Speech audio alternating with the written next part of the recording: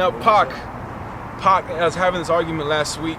You know, early Pac, you know, not even me against the world, but like strictly from my, you know, and you see it on the Thug Angel DVD. Pac and young Pac was a very, I keep using thoughtful, but you know, he was very literate, and he read books and books, and he was the son of a Black Panther, and he was raised in that culture, and a very conscientious individual.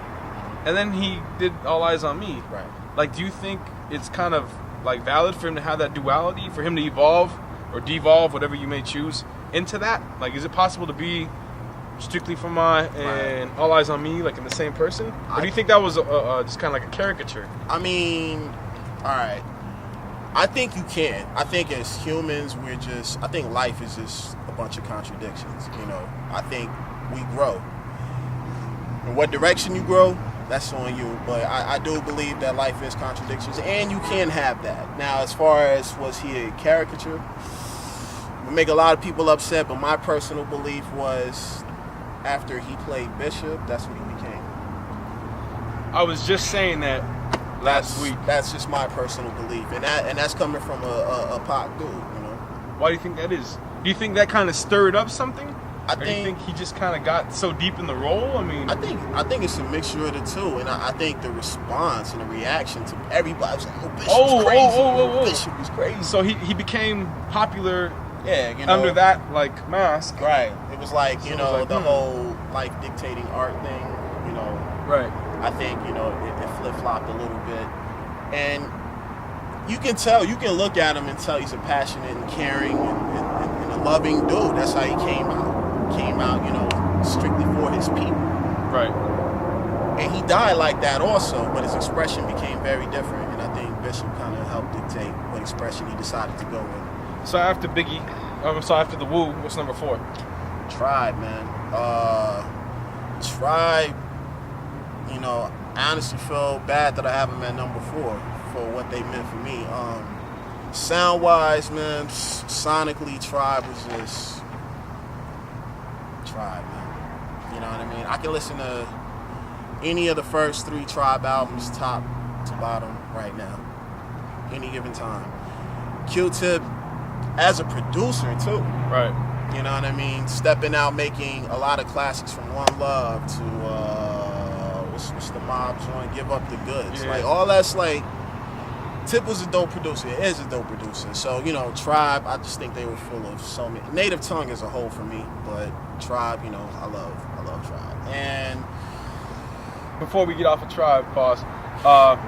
And the whole Native Tongue movement. Did you like Grind Date? De La's Grind Date album? I did.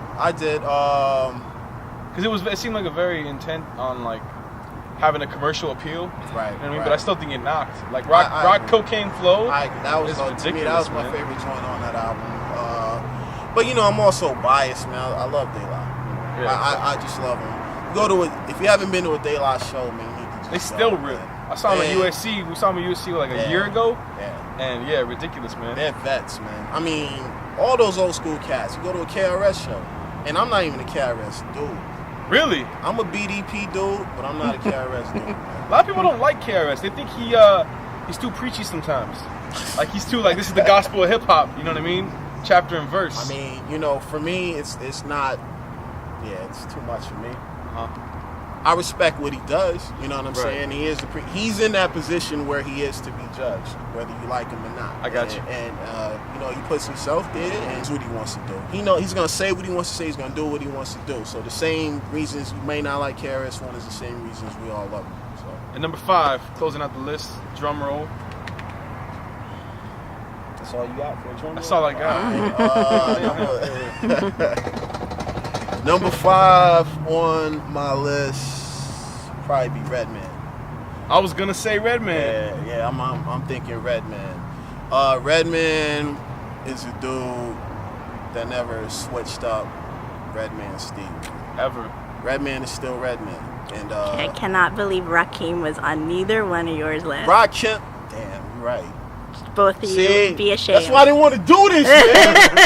Rakim. And Ross probably watching. And you know what? Rakim's in the Phil and Jack video, man. I'm mentioning Rakim like as like one of We'll give you a bonus sixth, which is Rakim. But Redman, talk about why you like Redman as much as you do, man. Because Redman, first off, he was the first East Coast cat that was really trying to bring the funk, and to me, that was dope, man. That was dope for him to express himself, and he was just a wild boy. Still is a wild boy, man, and he's always consistent with his music. To me, you know, even when it's like, I don't know, Reggie, he's still Redman. You can't front on him, man. And the fact that he's still going, I love him for that, man.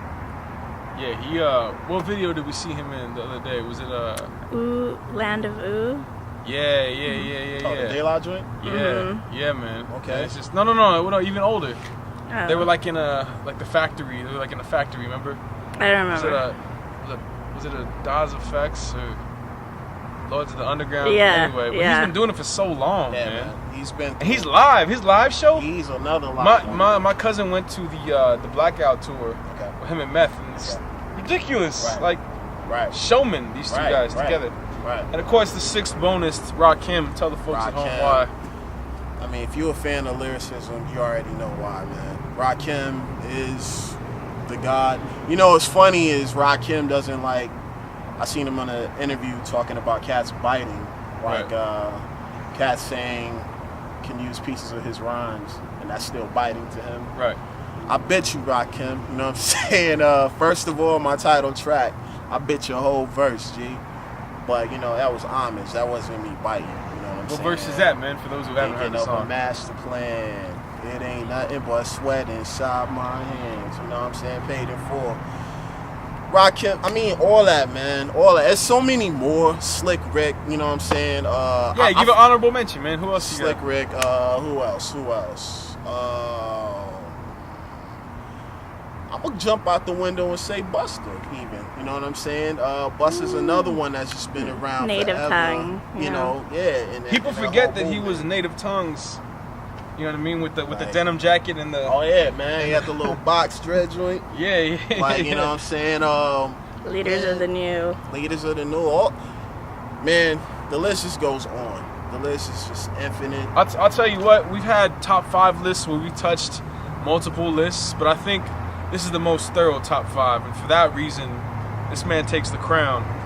Because that's serious. He not only gave you a top 5, he gave you substance behind it. It's like... So official with it, man. The interview, the top 5 list, coming back in a couple months. I'm running for president too in 2012. Not only will I be back, Jacko for president, man. Minus the red eyes. Because he's stuck. I'm stuck. Stuck in the trees. You know what I'm saying? He's stuck in the trees. Can't get out. This is Soundwaves KPFK, the soundtrack of the World Wide Web. My man Shawn Jackson. So, thank you for coming through. Catch you online, soundwaveskpfk.com. And you can catch my man online, where at, man? MySpace.com. /Shawn Jackson, y'all. Until next time, peace.